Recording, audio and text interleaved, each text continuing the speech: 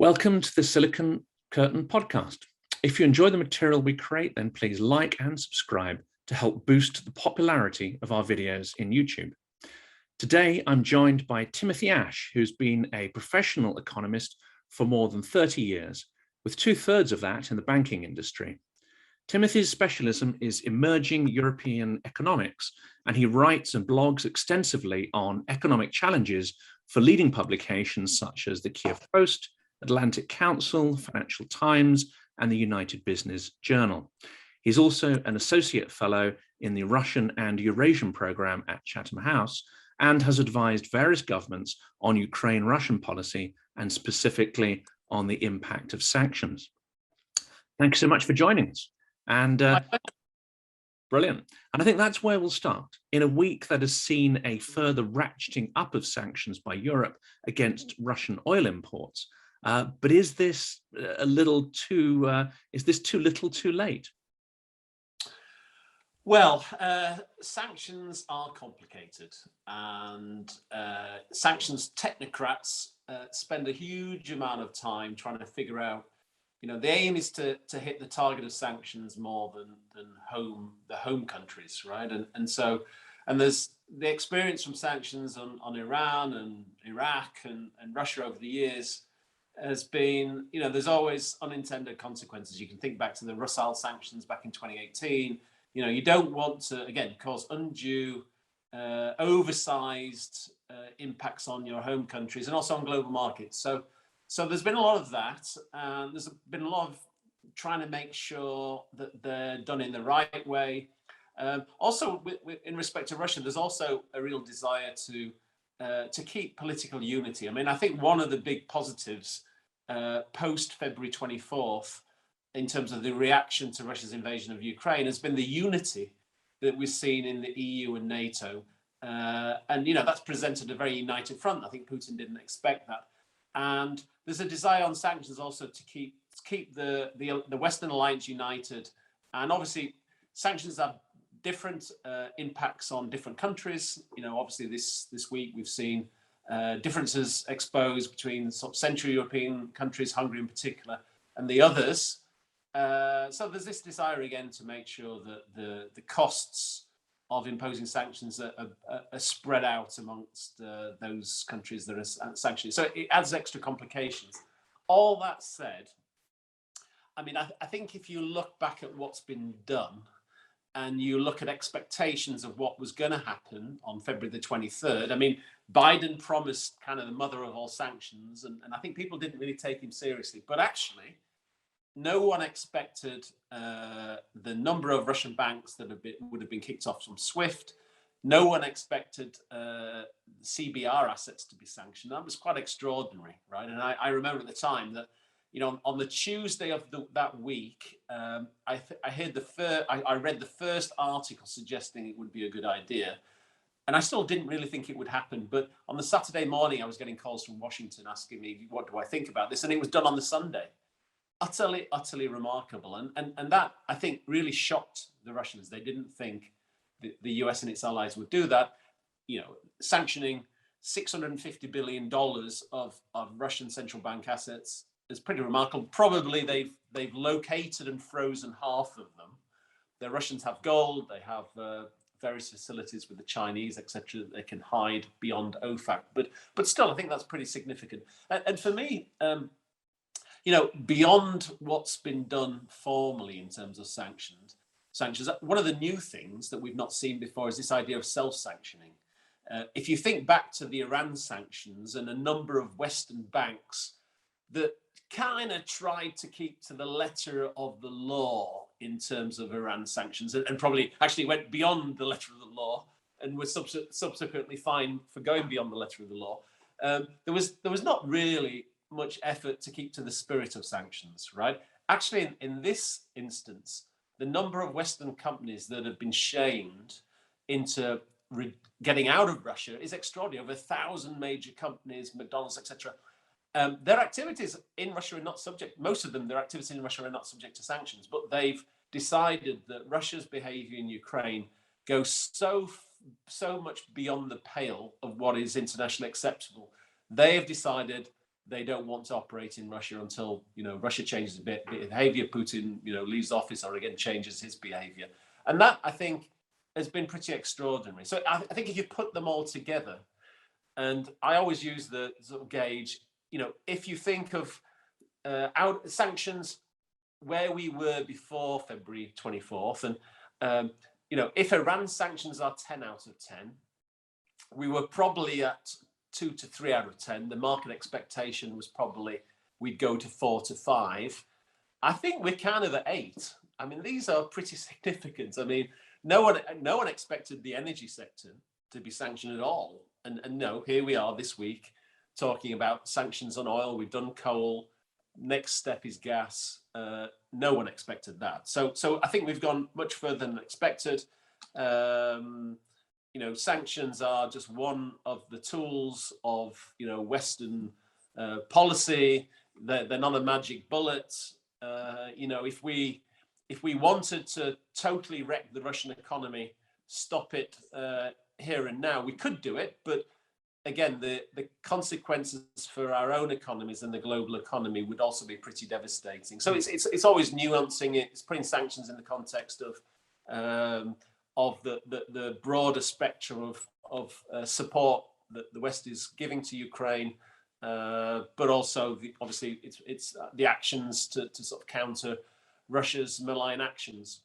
And one of the sanctions I read about this morning, and because I'm not an expert, obviously, in this area, I'm not sure of the actual significance of it, but one of the announcements, wasn't it, that perhaps has got a little less attention, is the sanctioning of the insurance of the transportation of Russian oil. Could you explain what the significance of using the insurance market to sanction Russia is? Well, it is. It's really significant. I mean, if it's not, how do you get the oil out of Russia or energy out of Russia? I mean, there's a lot of focus on pipelines.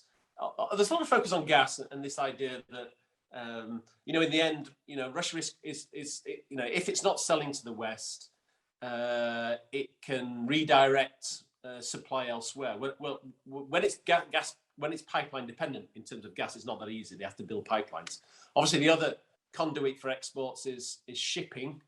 By road, by rail, by sea, and obviously, if you sanction and make it impossible for insurers to provide insurance for the ships, the ship owners are certainly not going to take the risk of contracting to ship Russian oil to market elsewhere. So again, it adds an extra complication, and I think again, go back to the general thrust of sanctions. I think the actions of Russia have been so morally reprehensible, right? Not just in crossing a border,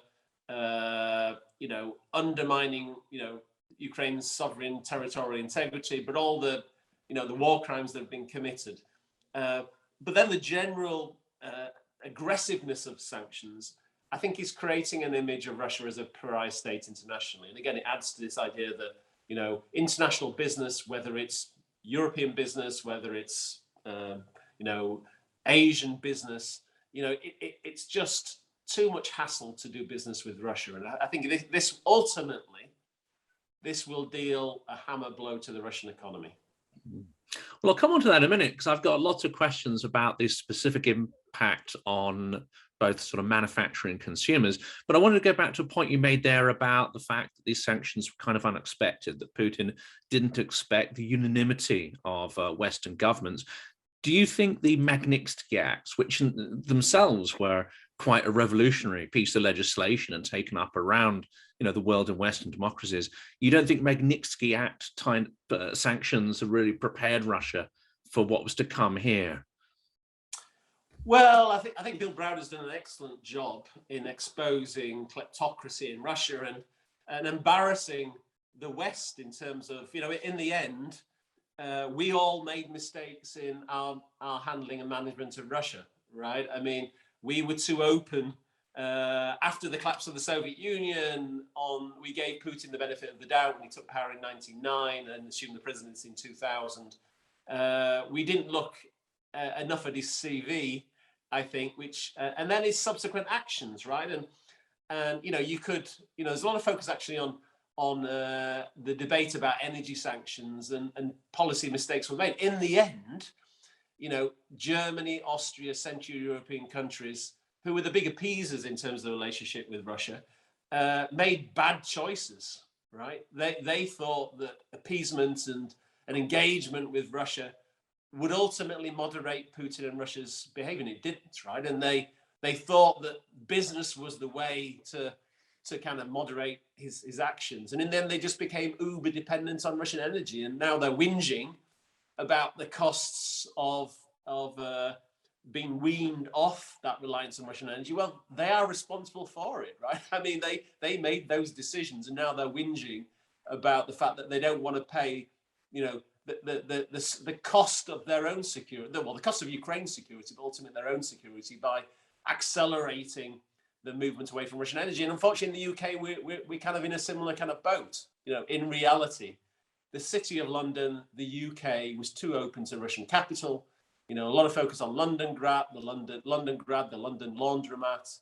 I think we're realizing that Russia and its the FSB and Putin's agents, corrupted our Western systems from within. Right? We were too eager to accept Russian money, Russian financing, academia, business, the city, real estate agents, the law. Space the lawyers, law firms, big one. Across the board, really. We and politicians also. I mean, there's obviously lots of focus on that. £100,000 tennis matches, peerages for various Russians. We none of us come out particularly well out of this, I have to say, and some of us, like myself, people at Chatham House, were warning about this for many years, and we were kind of dismissed as Cold War warriors. But I think the reality is that Russia didn't change very much after the collapse of the Soviet Union, and Putin didn't in particular. So you mentioned the Magnitsky, again. Lots of praise to Bill Browder. I think it was part of the really important effort by people like Browder, but think tanks and the sort of Russia watchers in the West of trying to get our establishments to wake up to the reality. Again, myself and other people were highlighting that, you could go back to the Yukos case, you can go back to, the Georgian War of 2008, and then there's a long track record, right? Crimea, Donbass, Litvinenko, Skripal, Navalny, Transnistria. I mean, this is not, some people argue that, understandably, we were surprised by Putin's actions. I mean, that's just incredible. I mean, there's a long track record. He had form. Yeah. Some people chose to ignore it because, they preferred to take, his 40 pieces of silver, basically. I think that's the only conclusion of that. But anyway, I commend Browder for what he's done.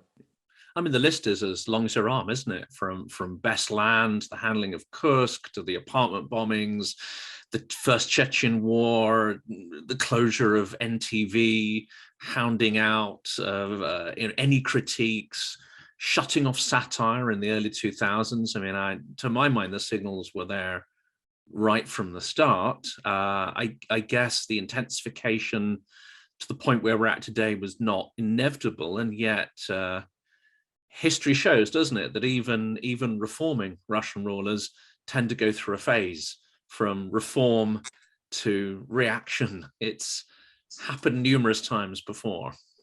Yeah, we have faults, right? Undoubtedly, but at the moment there seems to be this craze that blaming the West, blaming NATO for this intervention in Ukraine. I mean, the fault is with Putin, right? The West, understandably, countries with history with Russia, the Balts, Poland, Hungary, Czech Republic, all these countries, they wanted to join NATO because they were worried about the threat from Russia, and then they were right? And NATO.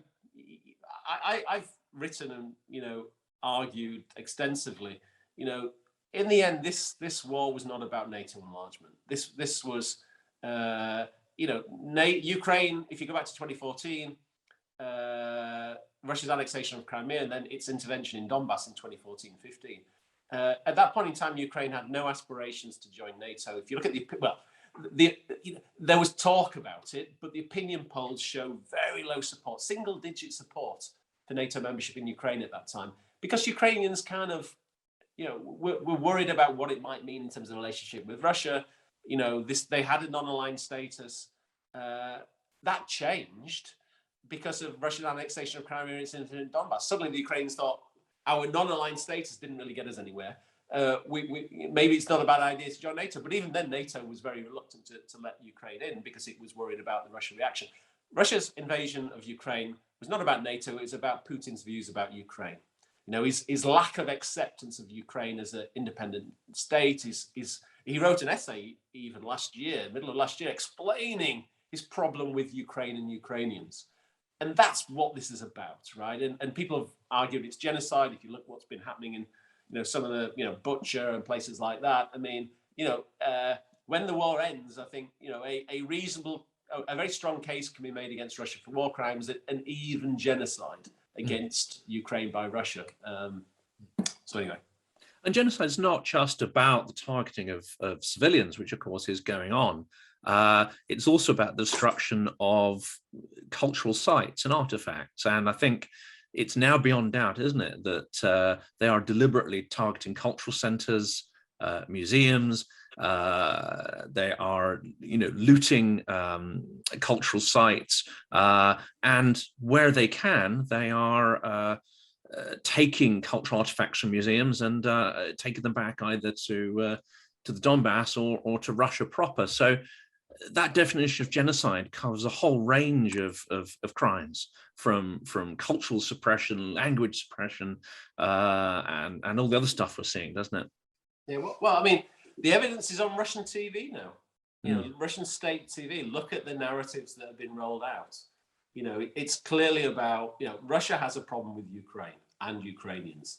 That's the reality. And if the West learnt anything from the Second World War and all that, it should be acting to support Ukraine now. It should be doing more. So going back to voices like yours and others like Khodorkovsky, when he eventually made it out and came to the UK, there have been voices for many years trying to tell us what the nature of the Russian regime was and and actually how that society functioned. There are many in the US as well, from Masha Gessen and many others. But I think what people fail to understand, and perhaps still don't quite understand, is that you don't have independent rich entities. So an oligarch isn't just a rich person, with their own agenda, with the freedom to do and say what they want. In effect, every oligarch that is allowed to travel abroad and invest abroad is tacitly doing that with the approval of the regime. And the minute they break with the regime, they will see their businesses taken away, destroyed, persecuted, and so on. And I saw Mikhail Khodorkovsky speak at a Guardian event in London around sort of 5 years ago, I think it was 5 6 years ago. And he clearly stated that no treaty with Putin is binding, that all promises are provisional, and that Putin sits at the head of a mafia kleptocracy. He implored the audience not to think of Putin as a statesman, and for Western governments not to have dealings with him. But you could feel the discomfort of the audience. Their resistance to that message was audible. And you're talking about here, I've got a well-informed audience, many of which who studied Russian history. And when presented with an argument that they thought was absolutely extreme, I guess a lot of people are now changing their opinion, or at least I hope they are. Well, I certainly agree with you. I don't think you could be a significant oligarch in Russia without doing the deal with the Kremlin, right? I mean, you did your business I'd say arguably at the behest of Putin. This is about projection of state power and use of large, private entities, state entities to push Russian interests globally, right? You couldn't survive You couldn't survive in business. You couldn't survive physically. There's a Khodorkovsky, Berezovsky. There's a long, long list of oligarchs who got the wrong end of Putin and suffered as a result of it. And again, you're right. I mean, I think, unfortunately, too many Western politicians and business leaders were too interested in looking at the color of Russian money than about what they really knew all along. I mean, I think if they were really genuine, they knew it.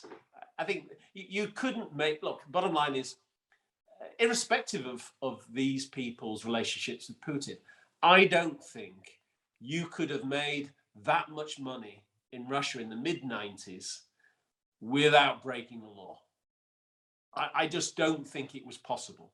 I'd go further than that. I would say that the law is deliberately constructed in an ambiguous way so that everybody by default breaks the law.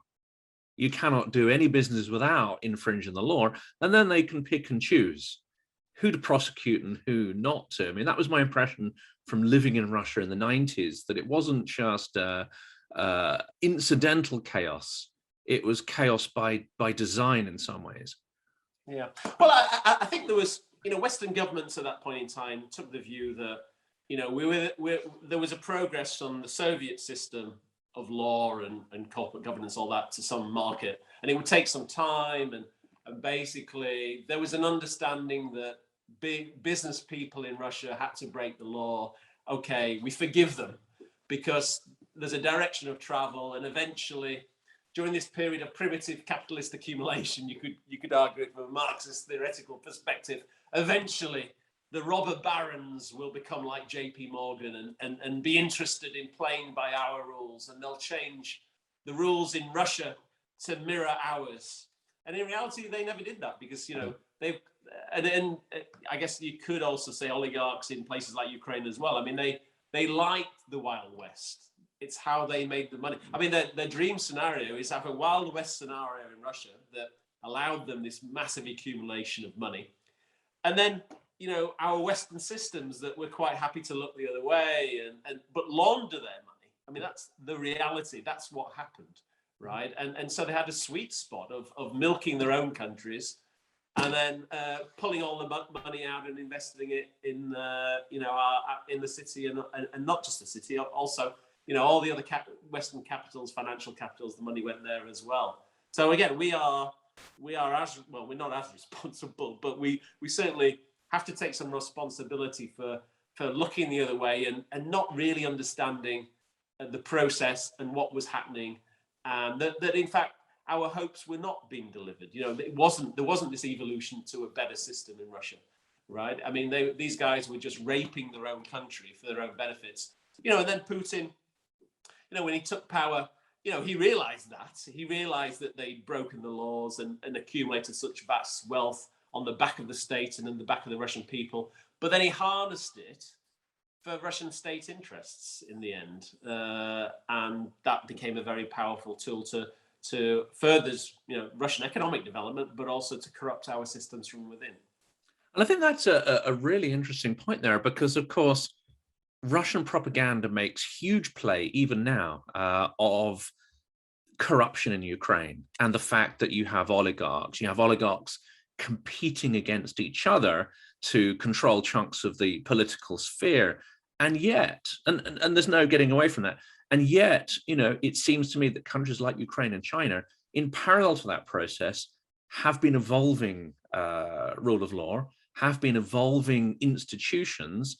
In China, obviously, it's a little bit different. A lot of it's behind the scenes, but you have a greater distribution of wealth. It's not all in such a small number of hands. And in Ukraine, at least, there seems to be a parallel development of a sense of society. There seems to be a lot more cohesion amongst the leading class, especially in the time of war. Maybe that's natural. But there's a lot more debate in parliament. There's a lot more, I would say, of these civic cultures, which eventually, one would hope, would triumph over the corruption, or at least reduce it down to a manageable level. none of that seems to be happening in Russia. Quite the reverse. Anything that could be a challenging institution, anything that could be a an organization that challenges the official narrative, whether it be remembering the victims of the 1930s. I mean, Russia's gone on a different track, which is to actively eliminate civic society. I mean, do you think there are key differences there between the evolution of Ukraine and Russia? Yeah, well, I think one always is amazed me, and it's kind of linked to your question, is Russia and Russians' misunderstanding of Ukraine, right? And there's such there's such poor management of the conflict. How Russian military got it so wrong. Partly reflects this idea that Russian, certainly the Kremlin and Putin, I think, views Ukrainians as like Russians. They're essentially the same. So the conduct of the war, I think, reflected that, and it ignores the fact that Russians and Ukrainians are very different, and their history over the last 30 years and even beyond is quite different. I mean, I think Ukraine has maintained this pluralistic kind of culture. You mentioned strength of civil society, politics. One of the politics and business. I mean,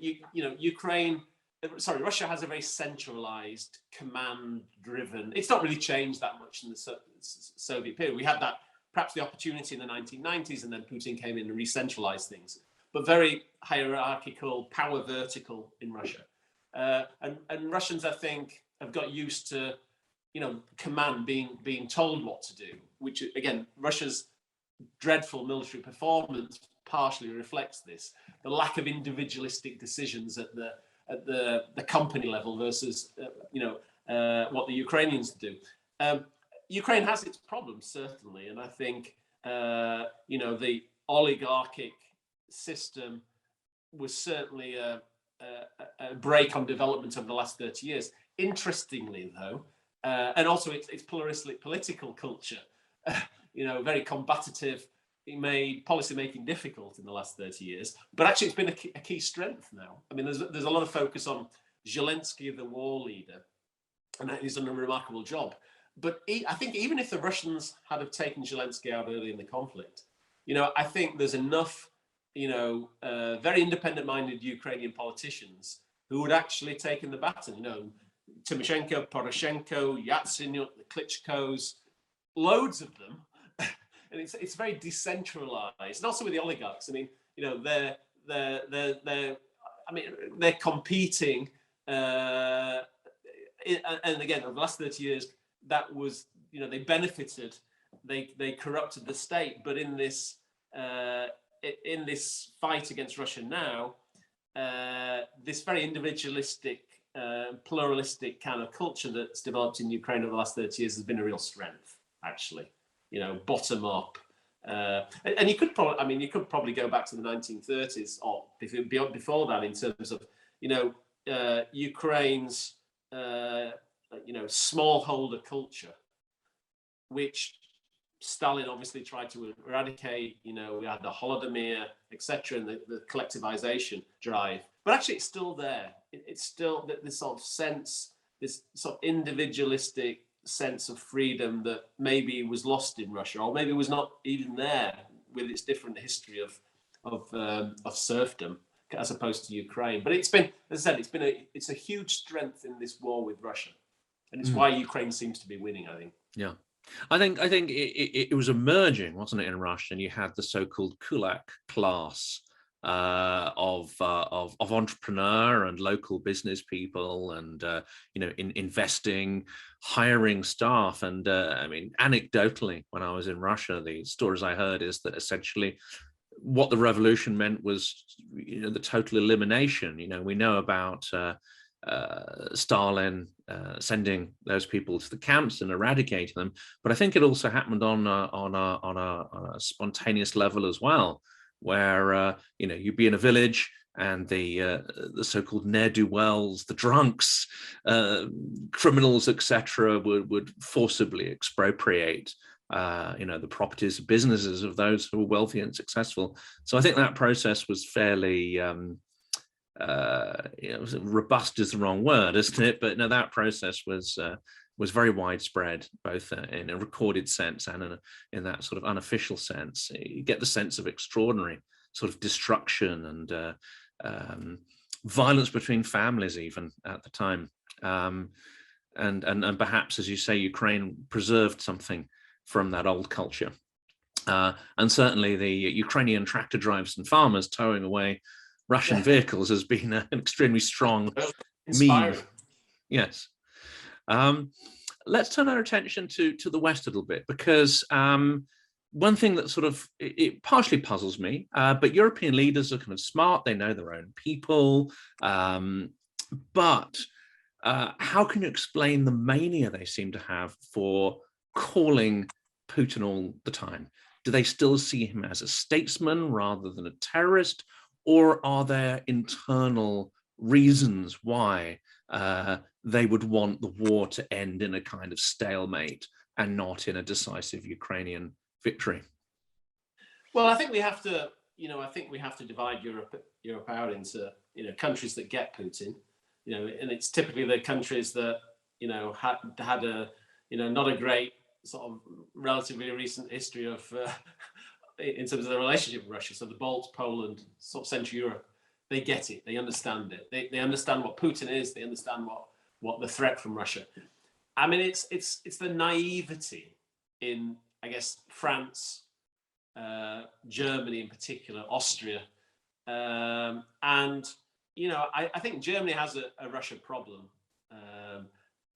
and I think it still, it still feels guilt for the Second World War. But I think it's confused. I mean, they should read Timothy Schneider's book Bloodlands, right? And I think, Germans or the German political leadership seem to think that the debt is owed to Russia, whereas actually the debt is owed more broadly to the biggest killing fields were in Belarus and Ukraine, right? And they kind of I don't brush over that, or they don't get it, or they really don't understand. They actually don't understand Russia and Ukraine, and it's an amazing thing. I mean, if you think of Nazi Germany and Germany's obviously responsibility for what happened, and the past 70 odd years, trying to understand what happened and why it happened, but actually the sad thing is probably they don't get it. They don't understand their own history, and which is a sad indictment of I guess German society more generally, that they shouldn't be kowtowing to Putin and feel that their overwhelming debt is to Russia. It isn't. It should be to the broader region, which is why they should be doing more to support Ukraine. I think there is some corruption of Germany's political establishment. Russian money in the energy sector in particular, I think is particularly damaging. And France, I mean, I guess you can kind of understand to some extent now the fear. We've the world has changed post-Trump, post-Brexit. Our political elites are clearly worried about the masses, about populism, social explosion. There's a cost of living crisis.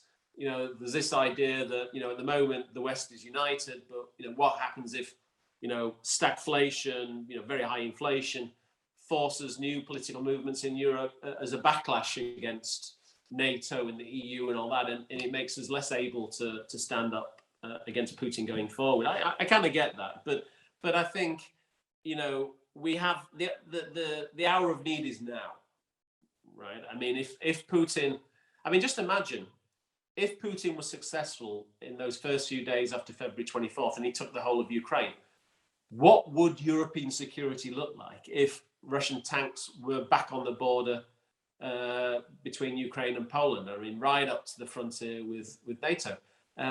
What would the West need to do in terms of defense spending? There's a lot of focus in Germany about the economic hits from an energy embargo, and debate 1 to 5% of GDP contraction.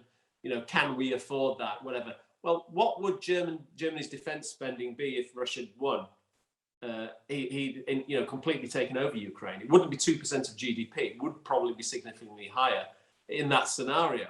So, I think it's short-sightedness, and I mean, it defies belief that for a decade, I mean, Merkel was held as this sort of great leader, but actually she misunderstood and mismanaged Putin.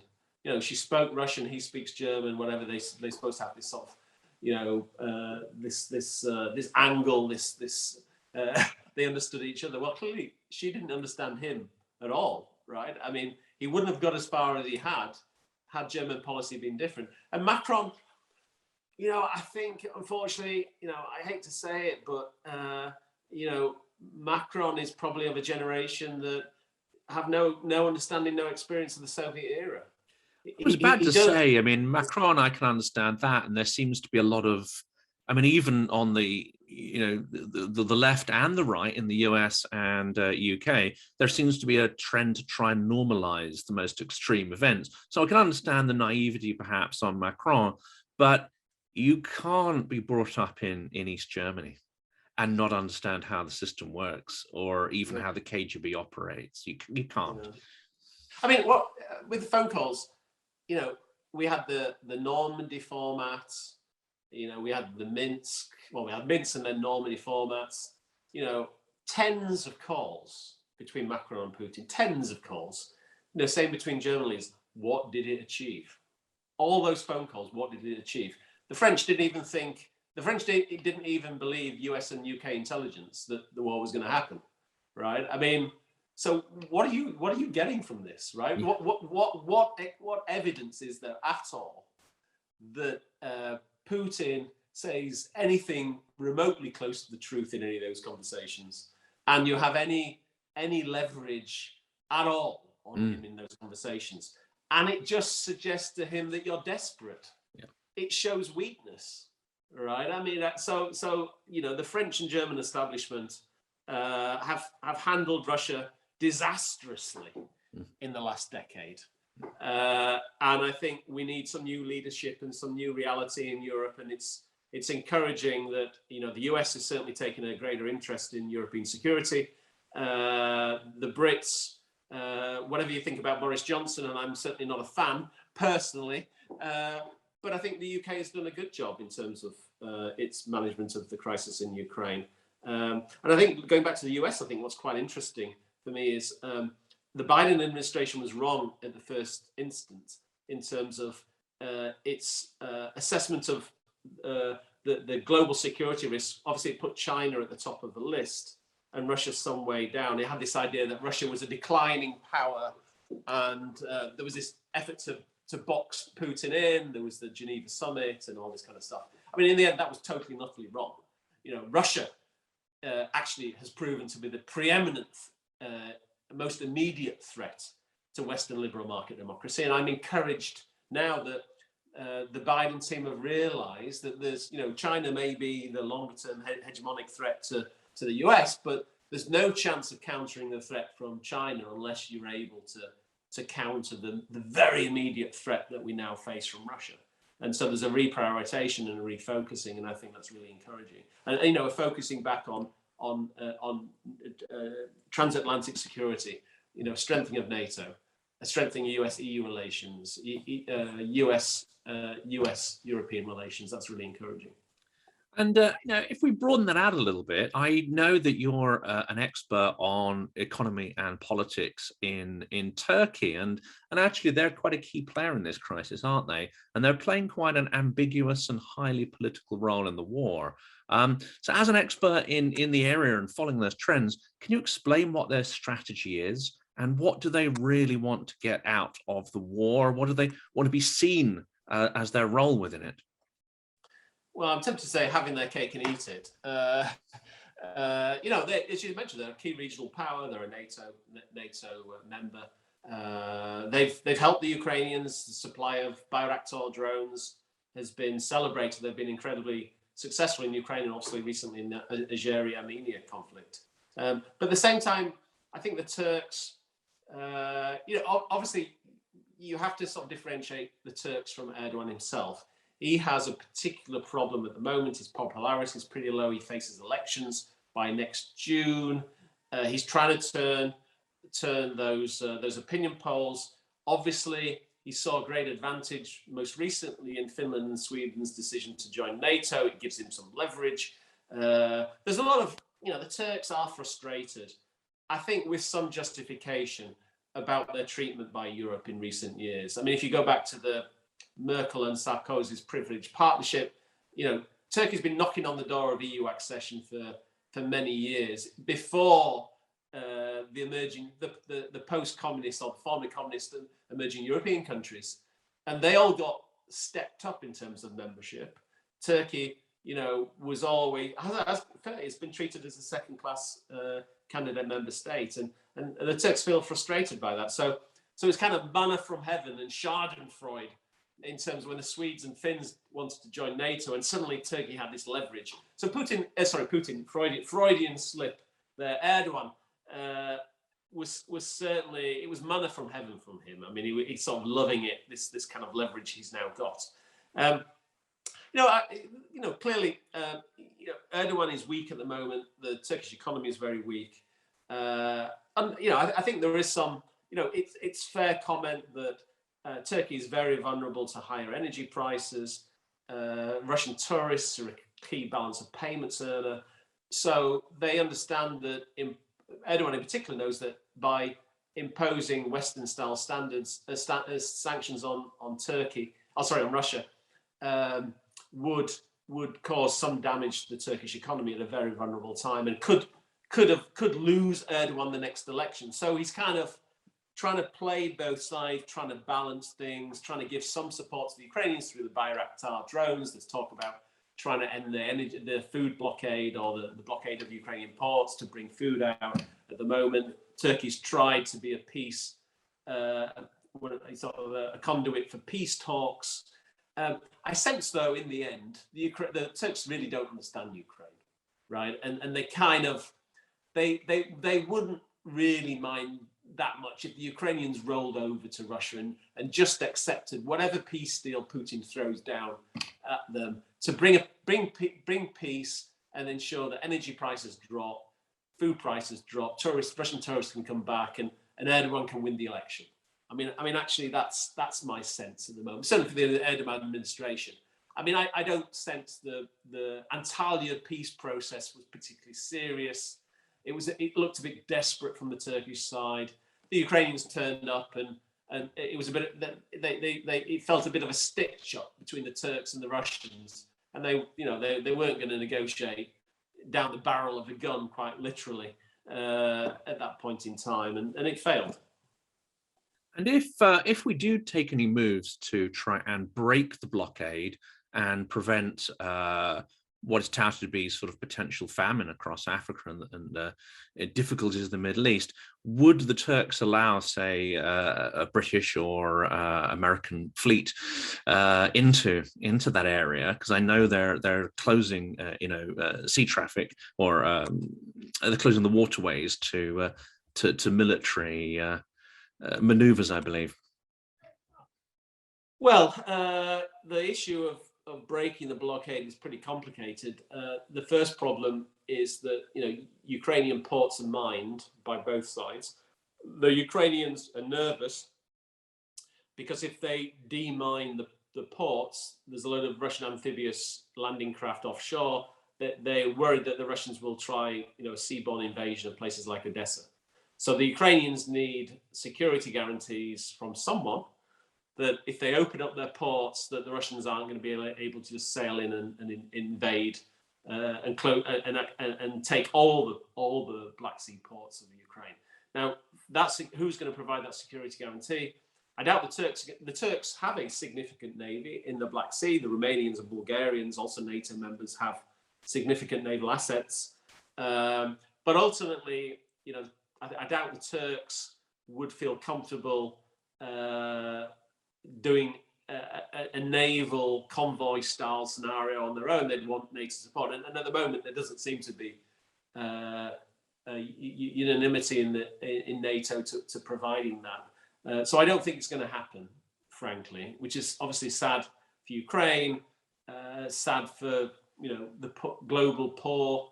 Food prices will remain elevated as long as this conflict continues. Yeah, that's a very troubling situation. And of course, we see to an extent the Russian propaganda around the conflict being far less successful in most European countries. I mean, it still has influence in some, but certainly in the UK, it doesn't really wash anymore. However, looking outside of Europe, there's unfortunately not enough focus on many countries there. But in the Middle East, Africa, India, and China, we see that Russian propaganda still seems to be proving quite effective in pushing their twisted narrative and version of events. We also see that they have invested heavily in networks of trolls and bots outside of Europe. How much influence do you think that has on other countries? Well, I get the sort of anti-Western feeling in developing countries. I mean, they have a history of colonialism, and I get it. I get it. There's not much love lost for the West. But what is ironic is, in the end, this is an imperial conquest by Russia. It's Russian colonialism in Ukraine. No other way to describe it. So you'd think developing countries would have some feeling for the Ukrainians, right? But it is a success of Russian propaganda in the PR campaign. I mean, food prices are elevated because of Russia's invasion of Ukraine. It's Russia that is blockading Ukrainian ports, stopping 20 million tons of grain in storage getting to international markets. Russia, not sanctions, Russia. And you would hope that developing countries would be knocking on Moscow's door, telling to stop the war in Ukraine and unblock those ports to allow these critical food supplies to get out. Also, Russia is itself restricting exports of fertilizer, key for agricultural production globally. So again, it's Russia that is doing this. Russia is the aggressor, and it is sad that so many developing countries don't get it. And do you think, I've seen a lot of arguments that Russia's strategy does have some underlying economic logic. I don't think that's what's driving. I think it's more Dugan and the kind of imperialist fantasy that's driving this. And maybe Putin's even, on the way out and trying to create a legacy for himself. But I have seen arguments that actually resources and trying to secure resources for Russia's future are part of their logic behind the war, including controlling the rich agricultural fertile grounds, controlling ports, controlling the export of fertilizers, steel, etc. I mean, how far do you think this is an imperialistic ideological war versus a war on resources and future economic power? Yeah, well, I'm sure Russia would rather like access to the sort of Ukrainian black earths, right? But this is really, that's pretty peripheral. I mean, this is a war of imperial conquest, right? And I would also argue Russia's whether or not the Russian economy can be successful is not dependent on whether or not it has Ukraine or takes Ukraine. The future success of Russian economy is whether Putin continues in power, whether Russians can focus on reforming their own country, getting rid of the power vertical, getting rid of kleptocracy, opening up their country to more competition, less state-directed development. So that's and getting rid of sanctions, right, which in the end will require Russia to stop waging war on countries around it. And what, in your view, would be the outcome if you take your experience of looking at transition economies? Let's assume Russia does lose the war. Let's assume that there is some seismic political change. Would Russia need a new equivalent of, say, the Marshall Plan in order to get itself back onto, let's say, an evolutionary path towards representative democracy? Look, firstly, there's no way back or out for Russia as long as Putin remains in power and whether he continues his kleptocratic rule and whether he gets out of Ukraine. Right? Russia, I don't think sanctions will be moderated very easily or quickly. Let's assume that he drives his tanks back to where they were on February 24th. Okay, there can be some sanctions moderation, but in a way that sort of genie's out of the bottle, right? I mean, I think now the world knows what Putin is, what the regime is. All those, the international business that's got out of Russia and suffered damages because of being forced to exit Russia are not going to come back very quickly. I mean, the administration needs to show a track record of something different, right? A different model of development. And I think Russia's outlook is grim.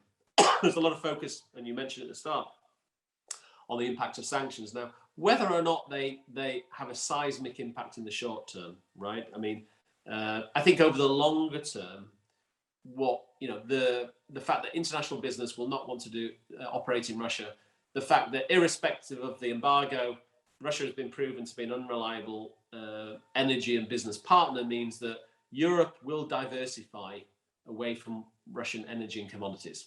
That's a fact. That is going to happen. It will happen at an accelerated pace now. And that, what is Russia's development model? If it doesn't have commodities, what is it? It's it's a very large country with an aging population, suffering capital flights and a brain drain. What is the vision? What is the new vision? I just don't see it. So I see, Russia's outlook is, for stagnation, Iran, North Korea, pariah status. But if there is regime change, if there is for whatever reason, Russia's elites and its population decide that they want something different, if there's a reset and return to 91 and new opportunities, I think, this is not, the Russians, I think that the West has a problem with Russia and Russians. That's absolutely not the case. Mistakes were made back in 91, in the 1990s, but a lot of money, a lot of development money was put into Russia in the 1990s. Billions and billions of dollars of I remember the TASIS program for the European Union, lots of cheap credits, lots of debt relief. The West wanted Russia to succeed. They wanted and hoped Russia could be like us. And I think with the change of top level political settings in Russia, it's possible that we could see the West wanting to re-engage, wanting a second chance, trying to bring Russia back from its current authoritarian kleptocratic path. So there is hope post Putin, I guess. Mm. And I've got sort of leading off now. I got sort of two more questions in the time we got left. One is about the impact of sanctions. I know this is something you've looked at a lot. Where do you think the greatest impact is going to be, both on individuals and business? So if you look at things like aviation, the car industry, the fact that people won't be able to get spare parts to keep their vehicles running soon. We've got consumer electronics, food. When do you think the impact is going to come, and what is going to be the greatest impact on Russian businesses and consumer? And of course, looking at the military industrial complex, there's a lot of talk about them not being able to get the high-tech components to replace the weapons that are being destroyed at the moment. Yeah, well, I think sanctions will bring the slow decline of Russia, and it is amazing how this war has been such a disaster for Putin and Russia. What has he done? He's unified the Ukrainians like never before. He's militarized Ukraine like never before. He's unified NATO like never before. He's enlarged NATO with Sweden and Finland coming in, and he's accelerated the process of diversification away from Russian energy and commodities. It's an utter and total disaster from a long-term perspective. And the Russian military has been massively degraded in Ukraine and will need to rebuild. And he will lack the finance and, as you mentioned, technology to be able to upgrade and keep the Russian military as a global power. So an utter and total disaster. So I think at the moment Russia is in this. There's a propaganda and PR kind of machine ongoing to kind of sell this as some kind of great victory. But I think a combination of a few things will make Russians think long and hard. One is the body bags. The sheer volume, the sheer number of people dead Russian soldiers have been brought back home. Multiple times bigger than Afghanistan. I remember, being in the Soviet Union in the late 80s and then the early 90s, Russia, etc. And still the discontent about the Afghan war amongst ordinary people. I remember at the time knowing plenty of ex-Russian soldiers who tell me, obviously it was like the US's Vietnam, and I think this will be it. And not just the dead, the injured, ordinary soldiers coming back, telling about the terrible performance of the Russian military, the Russian state. That will drag, I think, on domestic politics ultimately. I don't think you can hide that. I think Russia's elites, obviously the middle class have done well in the last 30 years. The people used to traveling, going on holiday to Turkey, to, internationally, Maldives, you name it. That section of the population I've seen their wealth significantly reduced. If you look at Russian asset prices, equity prices, bond prices, the value of their financial wealth has significantly dropped. Their ability to spend money is significantly reduced. I think they travel. I mean, they used to travel. I think they get it. I mean, they see the other side. And talking to people in that community, that group, they're in shock. I think they never expected this war was going to happen. They believed the lies of the Kremlin. Maybe if Putin had won, things would have been different. They would have bought the bullshit out of the Kremlin. But this is hardly a win for Russia. This looks like a big defeat. And I think losing their financial wealth, the number of body bags, and then the slow decline and decay of Russia because of sanctions under Putin, I think ultimately probably will have the same effect of the failed Soviet invasion of Afghanistan in the late 70s, right? I mean, it took a number of years, and you could probably argue the arms war with the West in the early 80s, Gorbachev, Thatcher, Reagan, Thatcher, and then it led to Gorbachev, Perestroika, Glasnost in that period, and then eventually the collapse of the Soviet Union in 1991. Hopefully it won't take as long, but this war in Ukraine, I think, is a turning point for Putin's Russia. I think you're right, and it's not just the West that misread the signals. In fact, you say British and US intelligence got a lot of stuff right, unusually, but by then they cried wolf on so many occasions that people didn't believe them. But if you even look at Russian commentators who are usually incredibly astute, people like Viktor Shenderovich, the sort of political commentator and satirist, even up until the day of the invasion, they were saying that this is not going to happen, that this is a bluff, that this is a negotiating tactic. I think, as you say, there was an extreme shock when Putin followed through, because it was also out of character. It wasn't the hybrid warfare. It wasn't the sort of spies game that he's played in the past. It was a sort of new departure for him, taking on extraordinary risks. It suggests that something has changed in his psyche and in his calculations. The last question, because I know we're almost out of time, where I want to end this on, though, is that trials have begun in Ukraine for war crimes.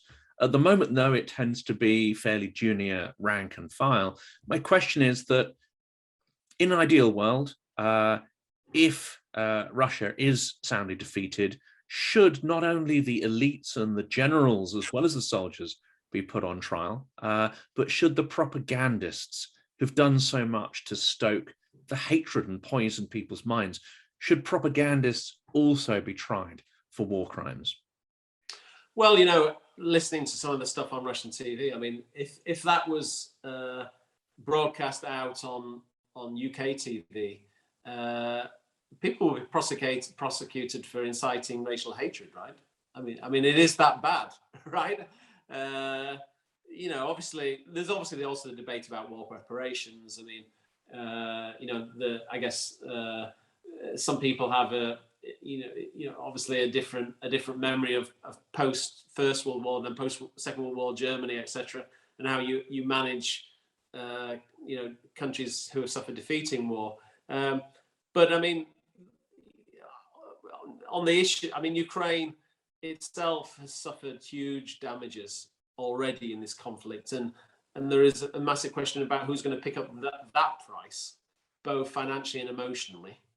And there needs to be, reparation on both financially and emotionally. Maybe, look at the experience of former Yugoslavia and Bosnia in particular, and Srebrenica, and what happened after that. I mean, I think what's happened in Ukraine has been so extreme that there needs to be account, actually, and it's not just the foot soldiers, but it's people high up who need to be made responsible. Now, will that ever happen?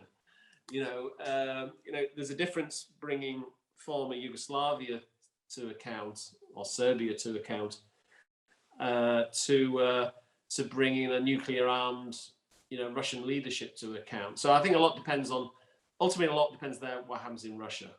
If there's no real change of the administration, if there's just a change at the top, basically nothing changes, probably it's unlikely to happen.